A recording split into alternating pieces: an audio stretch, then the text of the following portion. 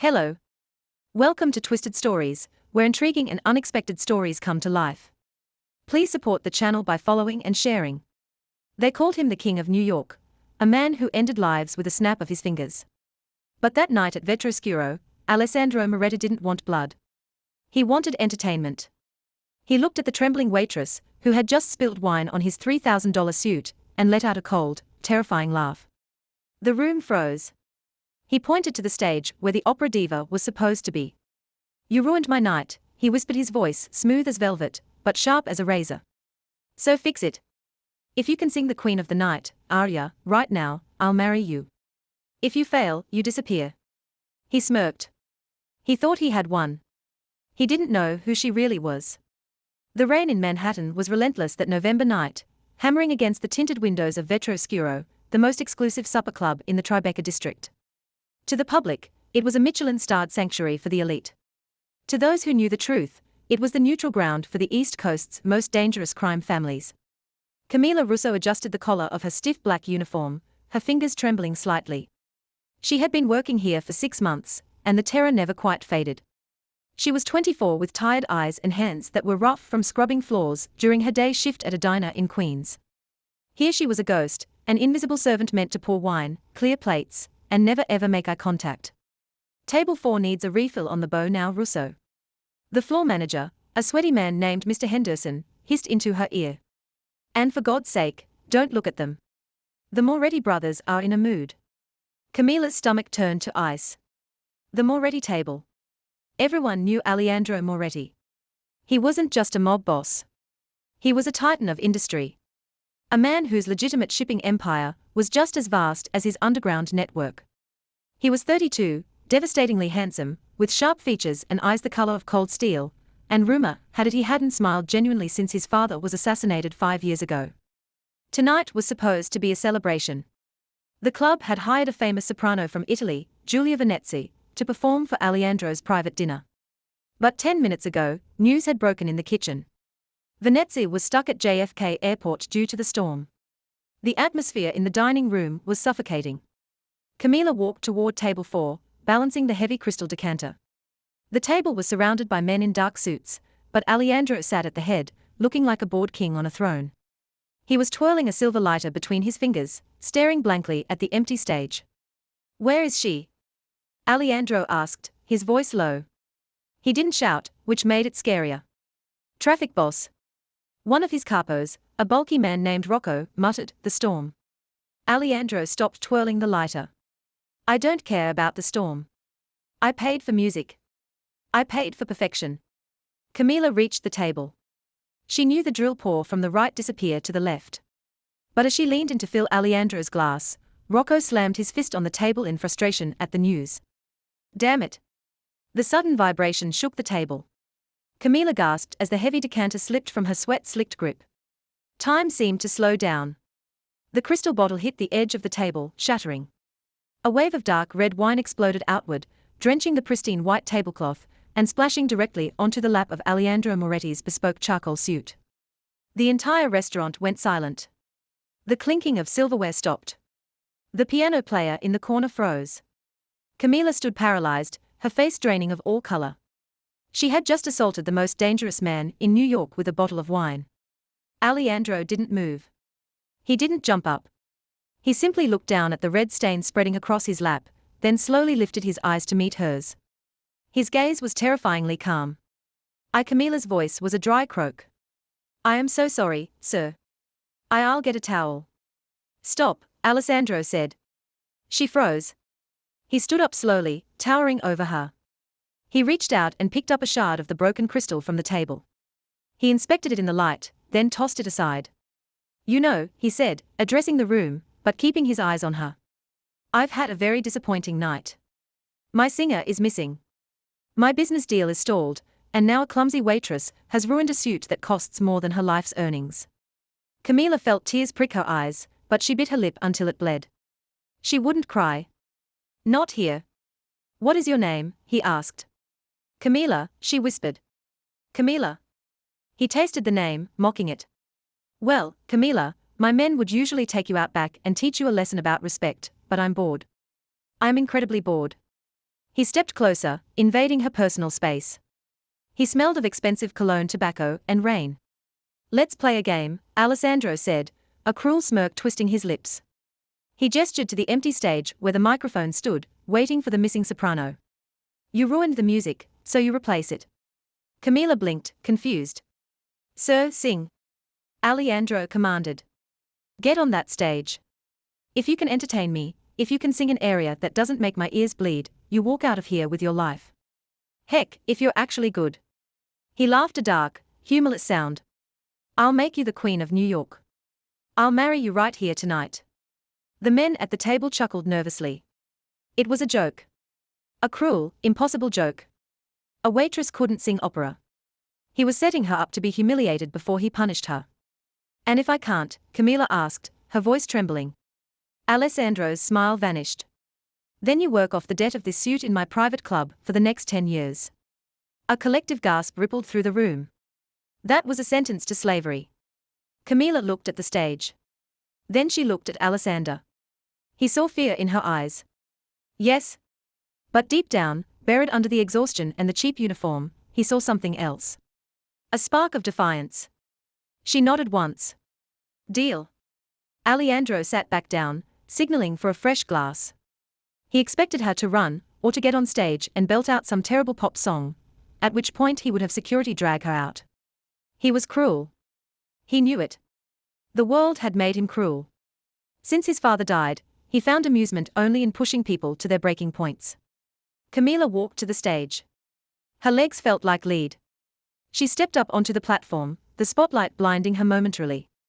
She looked out at the sea of judging faces, mafia dons, corrupt politicians, high society wives. They were all waiting for her to fail.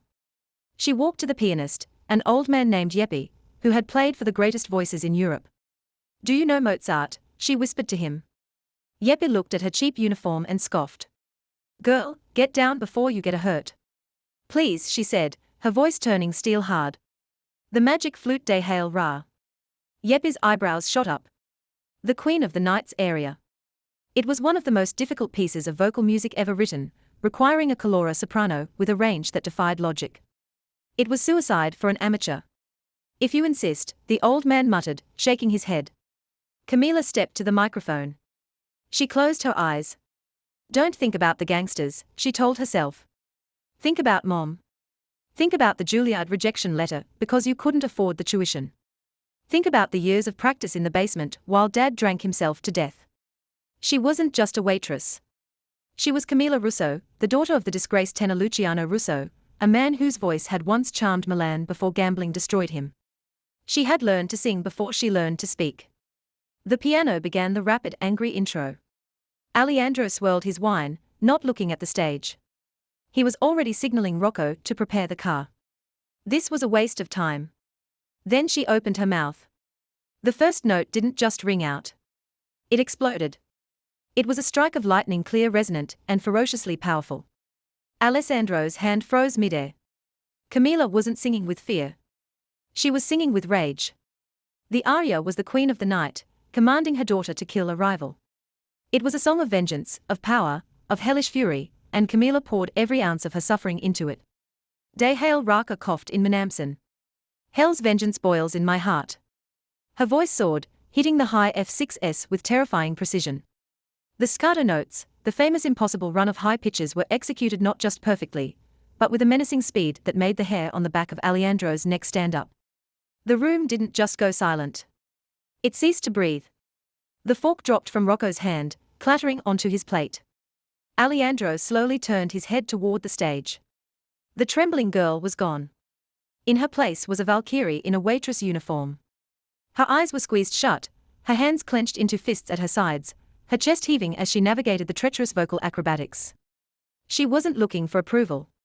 She was declaring war on the world that had underestimated her. As she hit the final high-resolving note, she held it. She held it longer than seemed humanly possible. The sound filling every corner of the club, vibrating the crystals in the chandeliers. When she finally cut the note off, the silence that followed was heavy, almost painful. Camila opened her eyes, breathing hard, sweat trickling down her temple. She looked straight at Alessandro. For 10 seconds, no one moved. Then Alejandro Moretti stood up. He didn't smirk. He didn't laugh. He looked stunned. It was the first time in 5 years anyone had seen him look genuinely surprised. He began to clap slowly at first. Clap, clap, clap. Then the rest of the room followed, the applause swelling into a roar. Men were standing up. The old pianist Josip was looking at her with tears in his eyes. Camila stood frozen. The adrenaline crashing. She had done it. Alejandro walked toward the stage. The crowd parted for him like the Red Sea. He stopped at the edge of the platform and looked up at her. The arrogance was gone from his eyes, replaced by an intense predatory curiosity. "You didn't tell me," Alejandro said, his voice carrying over the dying applause. "Tell you what?" Camila asked, her voice shaking again now that the music was over. "That you are a weapon," he said softly. He reached into his pocket and pulled out a ring. A heavy family signate ring, not a wedding band, but something far more significant in his world. It was the ring of his protection. He placed it on the stage floor right in front of her shoes. "I am a man of my word, Camila," he announced, turning to face his stunned associates. "I said if she could sing, I'd marry her." "Boss, surely you're joking," Rocco stammered from the table. "She's a waitress." Alejandro's eyes darkened. "She is no waitress. Not anymore." He turned back to Camila and extended his hand. "Come down, tesoro. The night is young and we have a wedding to plan." Camila stared at his hand. She knew she should run. This man was dangerous. Marrying him was insane. But looking at the ring and then at the manager, Mr. Henderson, who was cowering in the corner, she realized something. If she took his hand, she would never have to scrub a floor again. If she took his hand, she entered the fire. She looked at Alejandro Moretti, the Wolf of New York. "I don't want to marry you," she said, her voice clear. The room gasped again. "You didn't say no to Alessandro Moretti." Alejandro raised an eyebrow, a challenge lighting up his gaze. "Oh, you prefer the debt?" "No," Camila said, stepping down from the stage, ignoring his hand and standing toe-to-toe with him. "You made a bet. I won. I don't want marriage. I want a favor." Alessandro leaned in his lips, brushing her ear. "Careful, little bird. You're negotiating with the devil now." "What is this favor?" "My father," she whispered. "Luciano Russo. He didn't die of alcohol. He was murdered by someone in this room." Alejandro pulled back, his eyes narrowing. The playful atmosphere evaporated instantly. The air grew cold. "Luciano Russo was your father?" Alejandro asked, his voice devoid of emotion. "Yes," Camila replied.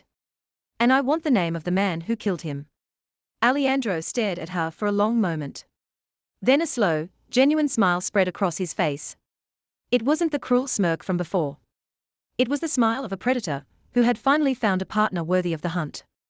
"Marriage it is," Alejandro declared, grabbing her hand and pulling her into his side, facing the room of gangsters. "Because the man who killed your father is the man trying to kill me." The rain had turned into a torrential downpour as the heavy oak doors of Vetroscuro swung open. Alessandro Moretti didn't just walk. He cut through the atmosphere like a shark moving through deep water. His hand was firmly planted on the small of Camila's back, a gesture that looked possessive to the onlookers, but to Camila it felt like a steel clamp, ensuring she didn't bolt. A sleek black armored Bentley Molson idled at the curb.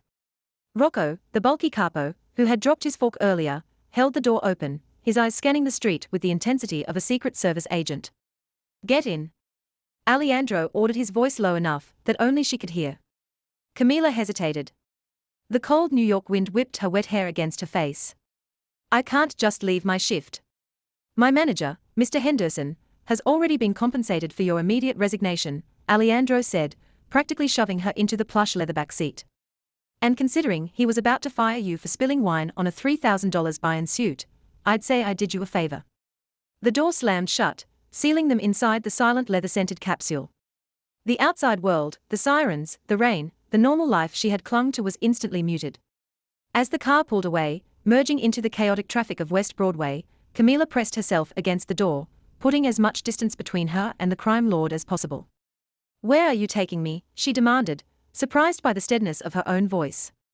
The adrenaline from the area was fading, replaced by a cold, creeping dread. Alejandro poured himself a drink from the car's crystal decanter. He didn't offer her one.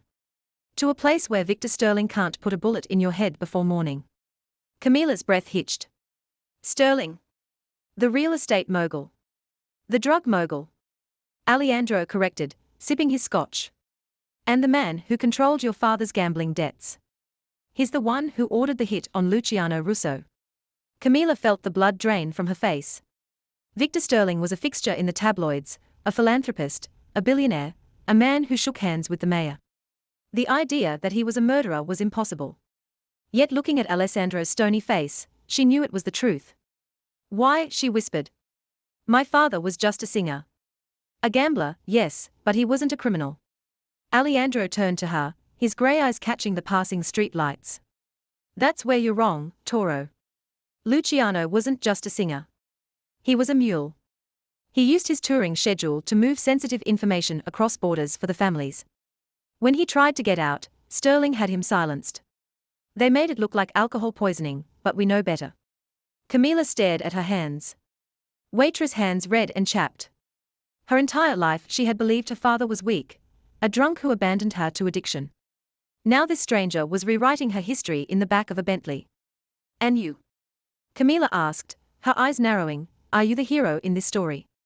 Alejandro let out a dry, sharp laugh. There are no heroes in New York, Camilla. Only survivors. I didn't kill your father, but I didn't save him either. However, Sterling is making a move on my territory. He thinks the Moretti family is weak because I focus on legal shipping. He's wrong. He leaned forward, closing the distance between them.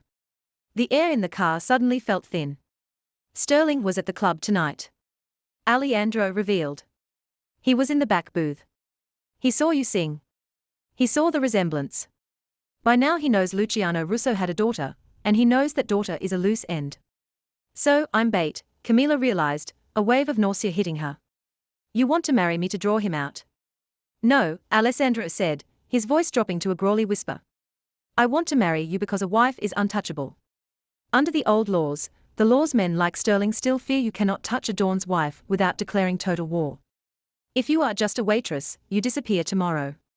If you are Mrs. Moretti, you are a queen on a chessboard.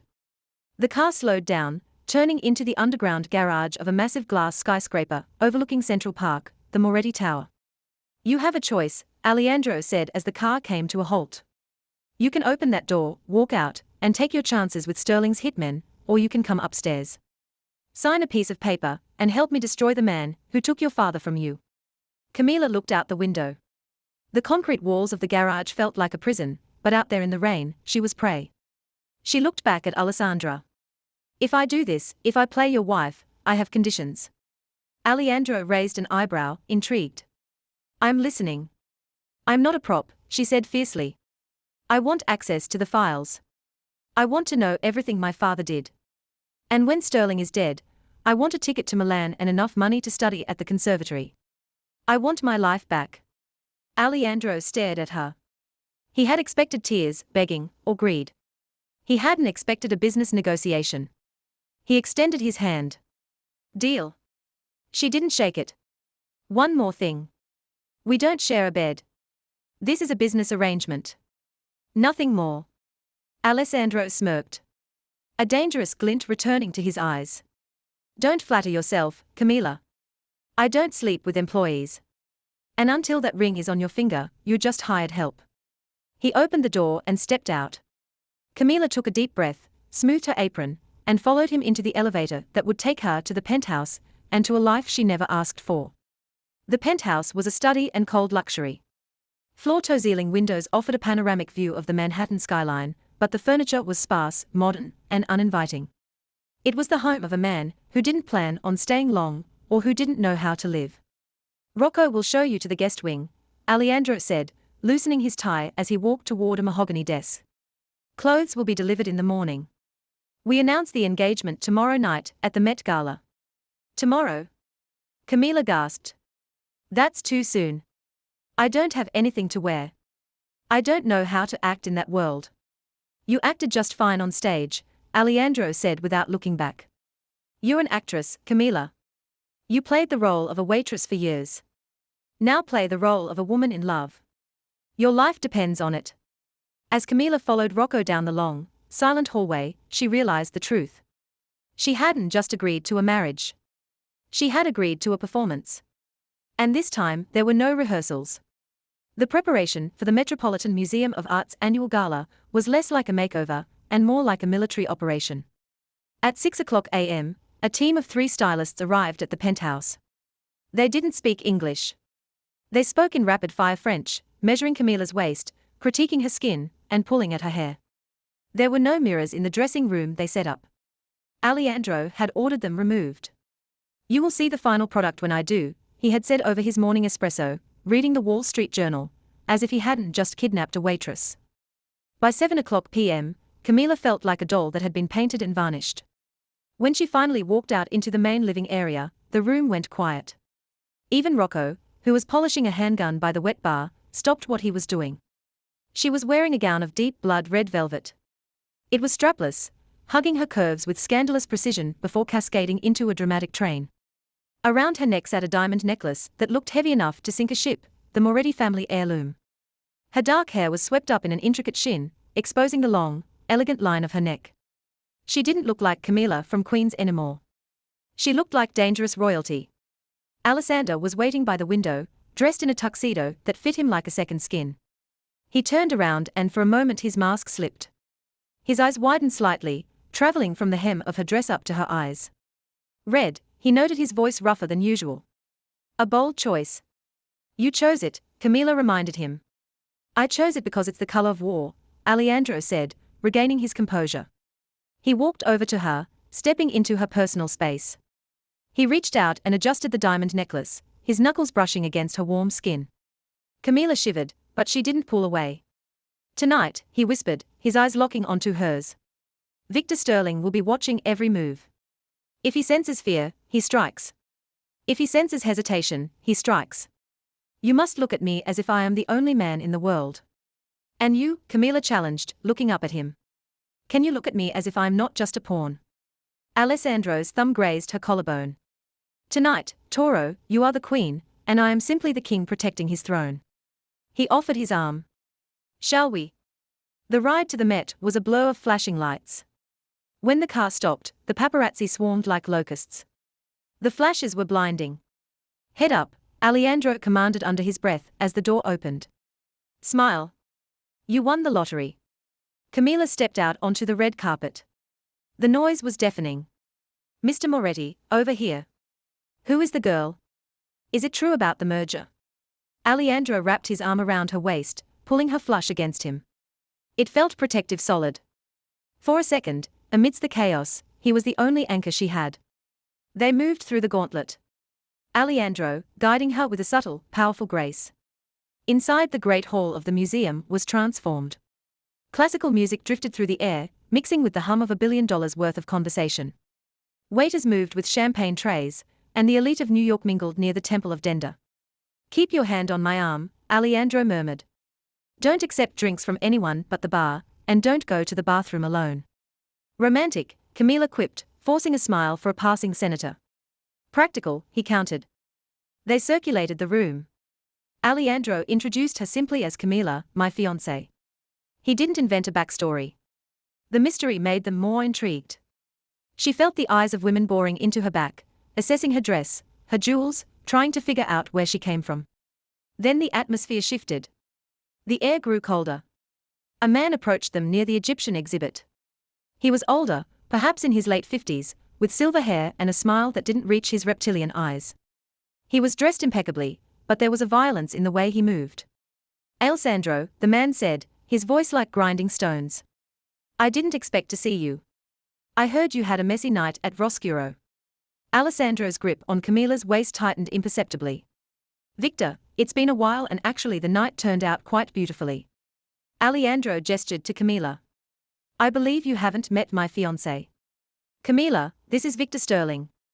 Camila felt her heart slam against her ribs. This was him, the man who killed her father. She looked into his cold blue eyes and saw a flicker of recognition. "Fiancé?" Victor raised an eyebrow, taking Camila's hand to kiss it. His lips were dry and cold. "Charmed. You look remarkably familiar, my dear. Have we met?" "I don't think so," Camila said, pulling her hand back a fraction too quickly. I'm new to the city. New to the city, Victor mused, his gaze dropping to the necklace. But with a voice that carries, I hear. Rumor has it a mystery soprano brought the house down in Tribeca last night.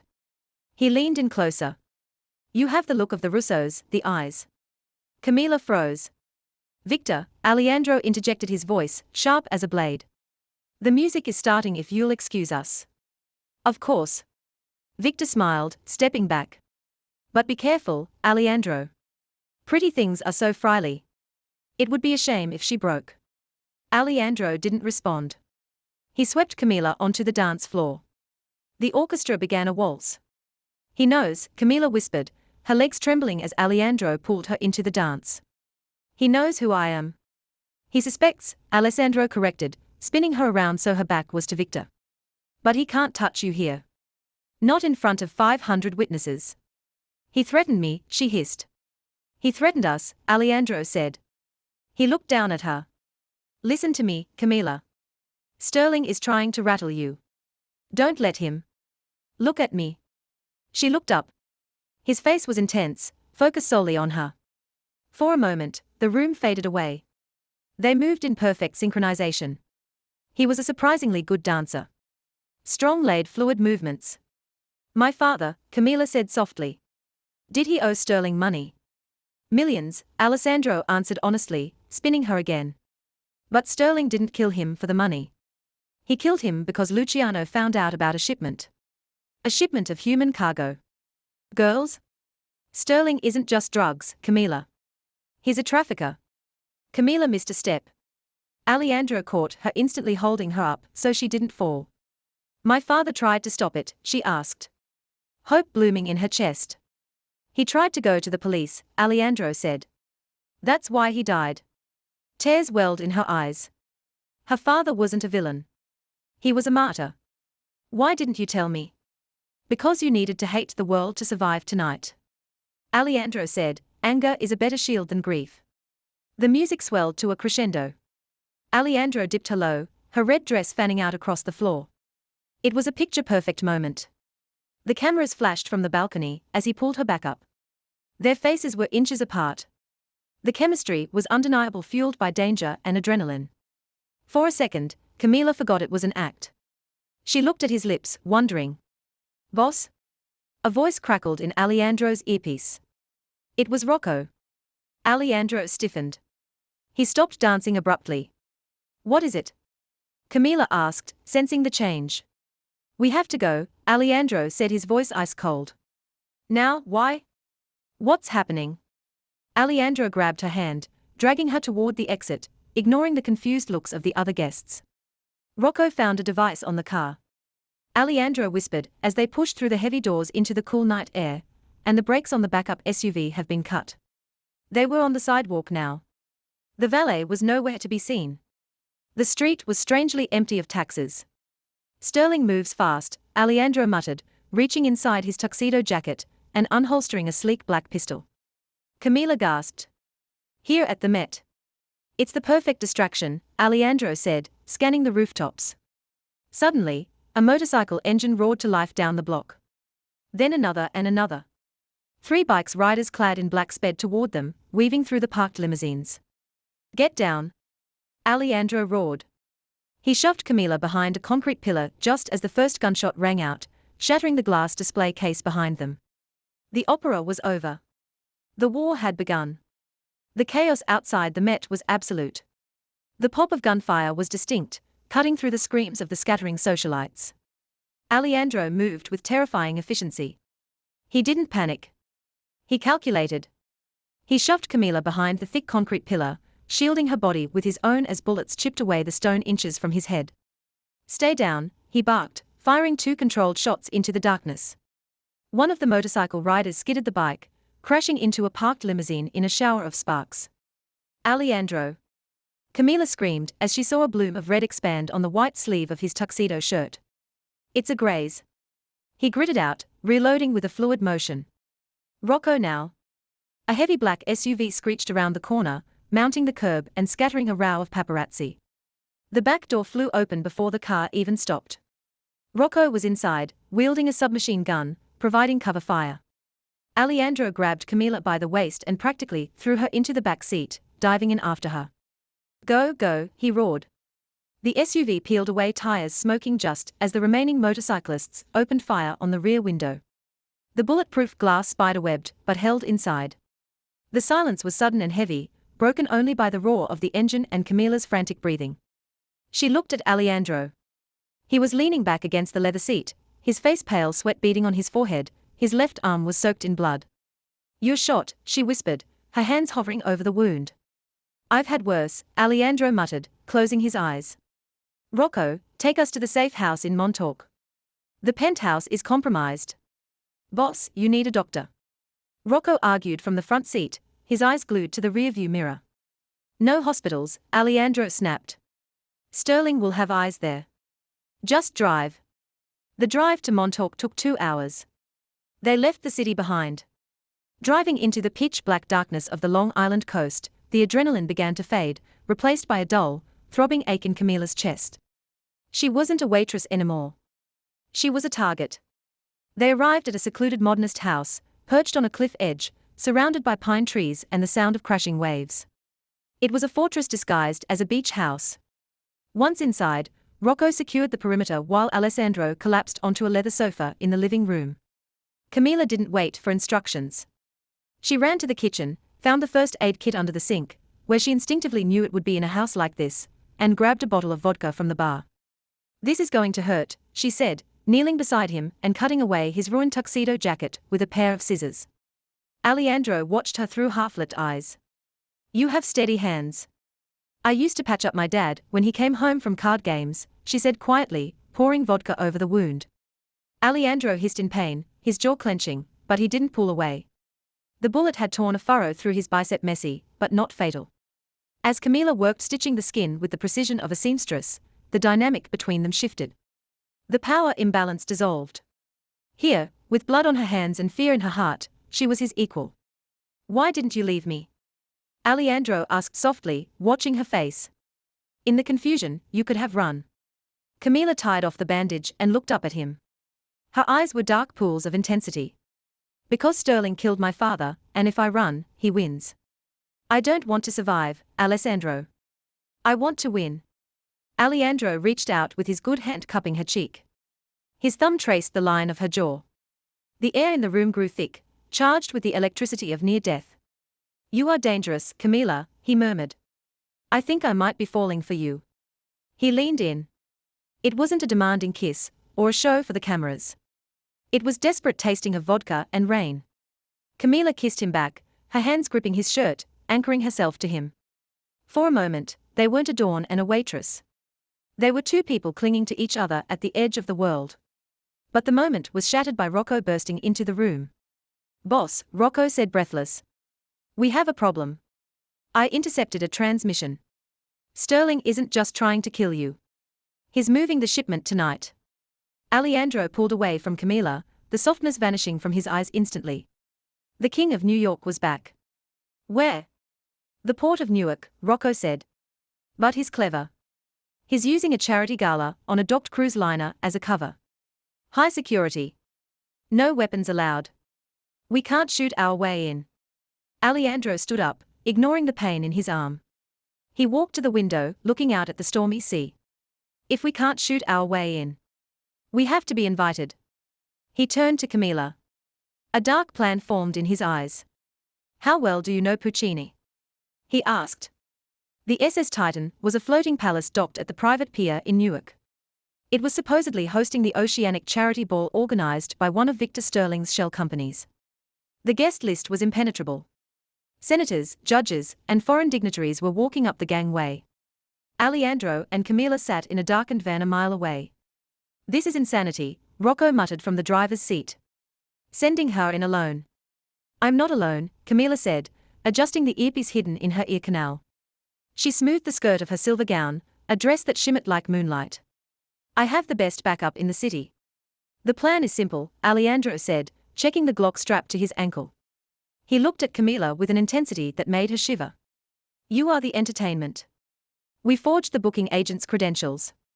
You go in, you sing. You keep Sterling's eyes on you. While the crowd is mesmerized, I slip into the lower decks. The records are in the server room on Deck C, Camila recited. I need to give you 15 minutes. If anything goes wrong, Alejandra said, gripping her shoulders. If Sterling touches you, you say the code word, curtain, and I burn the ship down to get you out. I'll be fine, she lied. Camila exited the van and walked toward the security checkpoint. She held her head high, channeling every ounce of diva energy she could muster. Name? The guard grunted. Giulia Venezzi, she said, using the name of the famous soprano she had replaced nights ago. I'm the surprise performer. The guard checked his list. The hacker Alessandro employed had done his job. You're late, Ms. Venezzi. Mr. Sterling is waiting. Camila was escorted backstage. The ballroom was massive, filled with chandeliers and people who had no idea they were standing on top of a human trafficking operation. She peeked through the curtain. Victor Sterling was front and center, holding a champagne flute, laughing with the police commissioner. The sight of him made her blood boil. Ladies and gentlemen, the announcer boomed. A special surprise. The voice of an angel. Please welcome Giulia Venezzi. Camila stepped out. The spotlight hit her. She froze for a millisecond. Then she saw Sterling. He wasn't looking at the stage with polite interest. He was looking with suspicion. He knew. She couldn't falter. She nodded to the conductor and began. She sang O mio barbino caro. It was a sweet, pleading song about a daughter begging her father. She sang it directly to Sterling. Her voice floated through the hall pure and haunting. The crowd was spellbound. While she sang, she tapped her ear twice. Signal sent. Below deck, Alejandro moved like a shadow. He incapacitated 2 guards with silent brutal efficiency, dragging them into a supply closet. He reached the server room. It was locked with a biometric scanner. Damn it, he hissed. He pulled a device from his pocket, a decoder. He attached it to the panel. 10%, 20%. Upstairs, Camila finished the first song. The applause was polite. Sterling stood up. He began walking toward the stage. More, someone shouted. One more song. Camila announced into the microphone, her heart hammering against her ribs. For our host, she started. Viz art. I lived for art. I lived for love. Sterling reached the edge of the stage. He didn't climb up. He just stood there staring up at her. He pulled a phone from his pocket and typed a message. In the server room, the light turned green. Access granted. Alejandro burst in. Rows of servers hummed. He plugged in the drive. The download began. Files. Human cargo manifest. Ledger payoffs. It was everything. It was enough to send Sterling to the chair and dismantle his entire empire. Got it, Alejandro whispered into the comms, wrap it up to Soro. But as he turned to leave, the door behind him hissed open. 3 men stood there. They weren't security guards. They were mercenaries. And behind them was a man Alessandro recognized. It was Arthur, his own lawyer. The man who had managed the Moretti estate for 20 years. Arthur, Alessandro asked, betraying shock for the first time. Sorry, Alessandro. Arthur sighed, adjusting his glasses, but Victor pays in cryptocurrency, and the retirement plan is much better. Alejandro went for his gun, but he was too slow. A taser prong hit him in the chest. His world went white, then black. Upstairs, Camila's earpiece crackled with static. Alejandro, she whispered mid-breath. Silence. Alejandro. Sterling smiled at her from the foot of the stage. He raised his glass in a mock toast. Then he drew a finger across his throat. Camila stopped singing. The orchestra faltered. The room went silent. 2 guards stepped out from the wings, grabbing her arms. Ladies and gentlemen, Sterling announced smoothly to the confused crowd. It seems our performer is feeling unwell. Let's give her a hand as she exits. As she was dragged off stage, kicking and screaming. The applause drowned out her cries. Camila hit the cold steel floor of the cargo hold hard. The air knocked from her lungs. The smell of diesel and stale cedar filled her nose. Above her, the industrial hum of the ship's engines vibrated through the metal plates, a reminder that they were moving further away from salvation with every second. Comfortable to Sora, Victor Sterling sneered. She scrambled up, gasping. Sterling stood under the harsh halogen lights, swirling a glass of scotch, looking infuriatingly calm. Behind him, Arthur, Alessandra's trusted lawyer for 20 years, avoided her gaze, tapping away at a tablet console. "You traitor!" Alejandro growled. Camila spun around. Alejandro was bound to a heavy steel chair in the center of the room. His face was bruised, blood dripping from a cut on his forehead, but his eyes were blazing with a terrifying cold fury. "It's just business, Alejandro," Arthur muttered, sweating. "Victor offered me a retirement. You offered me hard work." "Enough," Sterling interrupted. He walked to a massive red shipping container in the shadows and threw the latch open. Camila stifled a sob. Inside, huddled in the dark, were dozens of terrified young women. "This is the cargo," Sterling said coldly. "Tonight they go to the highest bidders in Eastern Europe. And you too." He pulled a gold-plated pistol from his jacket. "You are just loose ends." He pressed the muzzle of the gun against Alessandro's temple. "But I'm a man of culture." Sterling smiled cruelly. "I feel cheated. I promised my guests a show. So Camila, sing a requiem for your lover. If you bore me, I pull the trigger. If you stop, I pull the trigger." Alejandro's eyes locked onto hers. "Don't give up," they said. Camila's mind raced. She scanned the room. Metal walls, echoing acoustics, and there, right next to Arthur, was a stack of industrial concert speakers used for ship announcements. The wireless receiver light was blinking green. She didn't have a weapon, but she had her voice. "Okay," she whispered, finding defeat. "I'll sing. Just let me have the microphone." Sterling nodded to Arthur, who handed her the wireless mic. Camila gripped it tight. She walked to the center of the room, positioning herself so the speakers were directly behind the villains. She looked at Alessandro. "Be ready." She rolled the volume dial on the microphone pack to the absolute maximum. She didn't sing a melody. She drew a massive breath and unleashed a scream, a high-pitched operatic shriek aimed right at the system's resonant frequency. The feedback loop was instantaneous and devastating. The speakers exploded with a howl of electronic noise that felt like a physical punch. Arthur dropped to his knees, clutching his bleeding ears. The guards staggered back, disoriented by the sonic assault.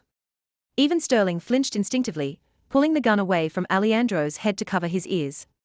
That split second was all Alejandro needed. He threw his body weight backward, tipping the heavy steel chair and smashing it against the floor. With a roar of adrenaline, he snapped the weakened wooden backrest. He was free. He launched himself at Sterling like a wolf. They crashed into the metal wall. Sterling's gun skidded across the floor. A guard recovered and raised his rifle. "No!" Camila screamed, hurling the heavy microphone at his head. It struck him square in the forehead, ruining his aim.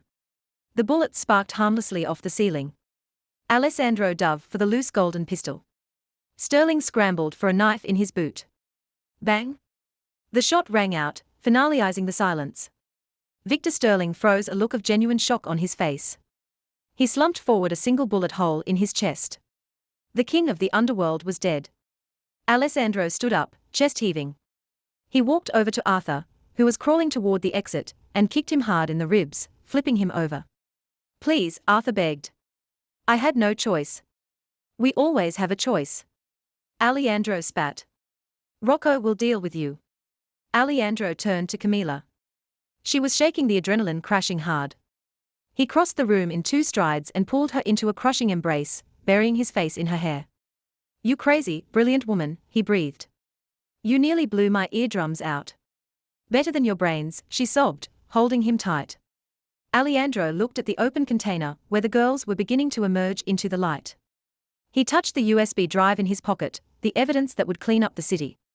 "The opera is over tomorrow," he whispered, kissing her forehead. "Let's go home, smile." 6 months later. The wedding didn't happen in a church. It happened on the stage of the Metropolitan Opera House. The auditorium was packed with the city's elite, but the front row was reserved for the family, including a tearful Rocco, and the young women from the container, now free and safe. Camila walked down the aisle in a gown of white silk that moved like water. She wore no diamonds, only her father's simple silver locket. Alessandro stood at the altar, the bruises long gone, looking at her as if she were the only person in the world. When the priest asked for their vows, the hall went silent.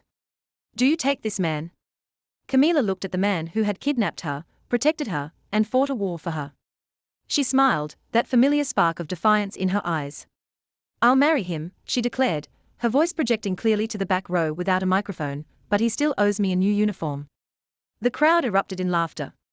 Alejandro threw his head back and laughed a sound of pure joy. He kissed his bride, and the orchestra didn't play a traditional march. At Camila's request, they swelled into the victorious finale of the Magic Flute. The waitress had become the queen. The beast had found his melody. And in a city of noise, they had finally found their perfect harmony. And that is the dramatic conclusion to "If you can sing this opera aria, I'll marry you." From a spilled drink to a sonic weapon in a cargo hold, Camila and Alejandro proved that the best partnerships are forged in fire. What did you think of Camila's quick thinking with the microphone? And would you have forgiven Arthur? Let me know in the comments below. If you enjoyed this story, please hit that like button, share it with your friends, and subscribe to the channel for more romance and drama. Thanks for watching and see you in the next.